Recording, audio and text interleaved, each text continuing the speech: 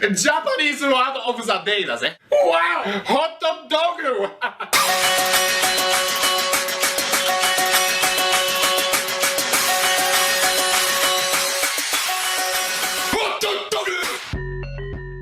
Hello everyone, this is Joe the Orange, and today we're going to be talking about the Nodachi. And I don't know where to begin with this weapon. It's an interesting experience. Sometimes you're going to feel so fucking OP, you can't believe your eyes. You're just smashing everyone. Other moments, you'll get killed in 2 seconds. It's a balancing act with this weapon. You have high highs and low lows. The reason for that is the Nodachi is a medium armor class. It has some survivability but not the best. And its abilities are very strong in some situations and weak in others. Also, if you pop one of your skills at the wrong time, it's going to be a mess. But if you pop them at the right time, you're going to wreck face. You're basically unkillable. So, you know, it has its ups and downs. Of all the melee classes I've played so far, I'd say this one has the steepest learning curve. So if you're looking for a challenge, I'd recommend you go this weapon. Now that I've said that, let's jump into the skills available for the Nodachi and what can turn it into a wrecking ball or a wet paper bag. First up, we have Tiger's Claw, which is 2 AoE strikes that hit for a decent amount and they also heal you. It's a rather weak ability by itself. The heal isn't that great, so at first I overlooked this ability, but it does get very powerful if you mix it with Monstrous Blade, which is another one of your skills. When you mix these two skills together, you can heal from 10% health all the way up to 100%.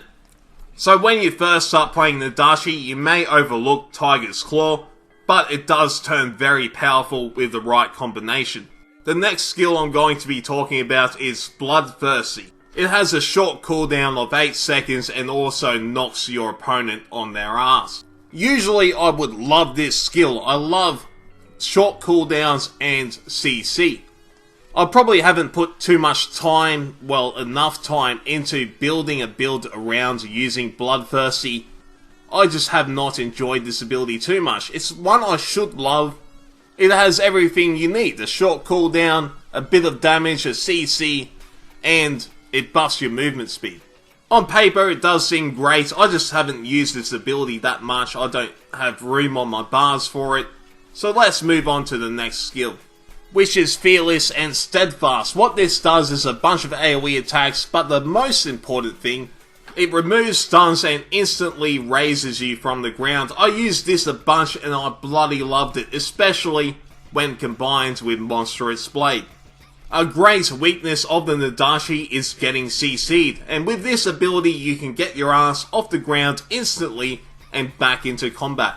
A very strong skill and one that you can't go wrong with. No matter what build you go, it's going to be pretty damn good. The fourth skill we're going to be talking about is Samurai's March. Now the animation you're seeing on your screen is completely wrong, something they have not fixed up yet. What it actually does is 2 very quick strikes that stagger the enemy. So it does a high amount of damage, not the best CC but 2 CCs in a row, and you can change direction during the strikes. I'm sure they changed the ability because the first one was way too weak. Look at this shit. It's useless. In-game it's actually very good. And it's actually one of my favourite abilities. If it was what this animation is showing, I would never use it. The next skill we're going to be talking about is Monstrous Blade. It's a very strong ability, and with the right skills to back it up, it can make the Nodachi seem immortal. It can be countered reasonably easy, especially if you verse a good poleaxe player or a good short sword player. And the way you do that, if you're playing the poleaxe, wait for their blade to be red, give it about 4 seconds where they can swing around and do whatever they want, then just start CC chaining them to death. And the opposite goes for the Nodachi. Wait for them to CC you a bunch, then pop this and drain all that health back. When it comes to the short sword, all you have to do is wait for the Nodachi sword to be red, pop your damage reduction, and you basically counter each other out. Having said that, most people are not good at countering the Nodachi monstrous blade, and that's what makes this so fun to play. It drains a bunch of health, and if you mix that with one of your AoE skills such as Tiger's Claw or Avalanche, you can go from 10% to 100% in no time. And the funny thing is, you want to be surrounded by the enemy. You want as many people on you as possible. You pop this and you pop Avalanche or Tiger's Claw, your health just keeps bumping back up to 100%, and they're going to have a hard time killing you. Here, for example, you can see my health is pretty damn low, but I've popped that monstrous blade, and I'm just waiting for Tiger's Claw to come up. The minute it's off cooldown, I pop that ability, and as you can see, my health just goes straight through the roof, almost on 100% once again. Where in a bad situation, surrounded on both sides, my health is going back down, but I pop that monstrous blade, there goes Avalanche, chewing through the enemy, can't drop below 100% health while that ability is active, take a few more swings, kill that dude and look around and go, holy shit, I am so fucking dead. Or am I? Yes, I am dead. Now let's get back to the Nodachi skills. Next up we have Blood Oath that resets the cooldowns on your core abilities. So if you like one of the abilities a lot, you can pop this on your bar and you can use it multiple times in a row. This allows the Nodachi to have multiple very good builds. You could be a CC machine, maybe you go Blood Oath, Bloodthirsty, and Samurai's March, which will allow you to CC someone for eternity. On the other end of the scale, you could go Blood Oath, Tiger's Claw, and Fearless and Steadfast, and be a life-draining machine. A very interesting ability to experiment with. I have not tried it out too much though. Next up we have the ultimates.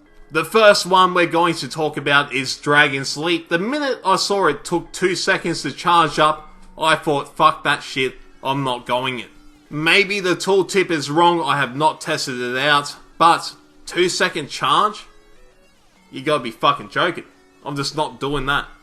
So let's go on to the other ultimate, called Avalanche. By itself it's not too impressive, it does a lot of AoE damage, very easy to interrupt though.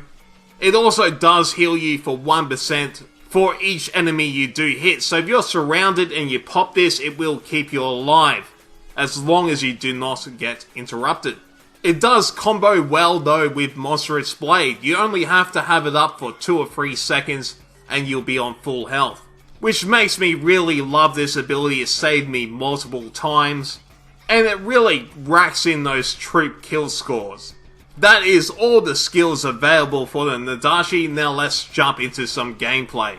But before we do, I can't control what people write in world chat, so whoever Fro is, it keeps coming up Fro sucks.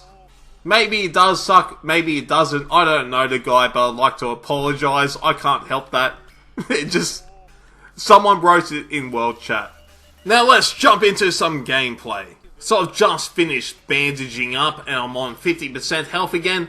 I pop that Monstrous Blade, go straight into Avalanche, healing me to full health. And during that time you really do feel like a god. As long as you don't get interrupted, you can get so many troop kills, so many hero kills, you're basically immortal unless someone CCs you. Also, once you're healed back up to that 100% health, you can take some risks, dive in on the opponents, and hopefully that health will keep you alive long enough for your Monstrous Blade cooldown to pop back up. And it is important when you are playing the Nodachi life-stealing builds to keep track of when your Monstrous Blade is up and pull out when it isn't. You can go into insane situations and do very well when that skill is ticking. But if you're in there too long and Monstrous Blade does wear off, you can find yourself in for a world of trouble as you're surrounded by the enemy troops and enemy heroes. With no life drain, your health will drop so fucking quick, you won't believe your eyes. Of course, if you go the CC build, you basically play it like the glaive. Go in, chain your CCs, hope they die. If they don't, you won't have much to follow it up. These are the sorts of situations you want to get into when you are playing the Nodachi. A lot of enemy troops, a lot of backup from your allies, you can go in there, pop your AoEs, pop those heals. That allows you to pump out so much DPS and heals you feel like a god. Next up we have a situation you don't want to run into, and this is my mistake. I was feeling so damn good, so immortal, I decided to break away from the group and attack these spears in the side.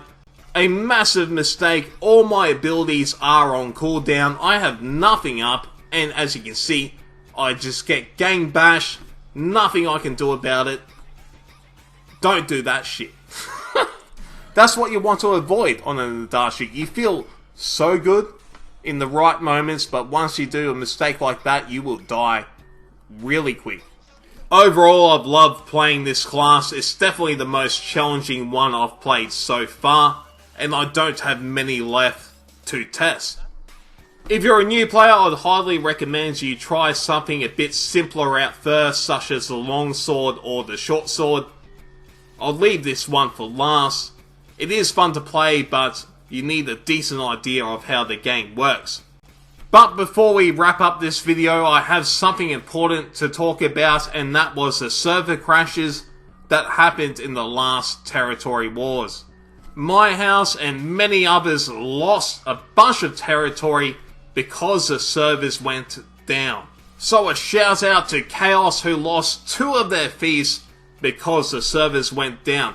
Another shout out to Bastion, who lost 1 of theirs.